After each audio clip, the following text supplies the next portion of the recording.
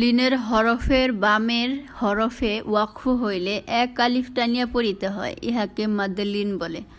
অর্থাৎ লিনের হরফ যখন এক আলিফ টানিয়া পড়িতে হয় ওই সময় আলিফ টানিয়া পড়াকেই মদ্দে লিন বলে।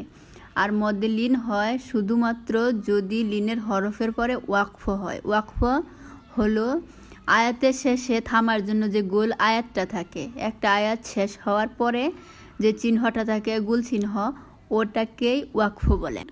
লিনের হরফের পরেই ওয়াকফ হয়েছে, তো এখানে আমরা এক আলিফ টানব। সাধারণতভাবে লিনের হরফ তাড়াতাড়ি পড়িতে হয় আর ওয়াকফ হলে এক আলিফ টানিয়া পড়িতে হয়। বাইয়াদের বাই তাদের তি, বাইত, রইশ, খৌফ, খৈর, খৈর, শাফাতাই, শাফাতাইন, লা রইব, লা রইব। তো এক আলিফ টানিয়া এভাবে পড়তে থাকবো আমরা লিনের হরফ।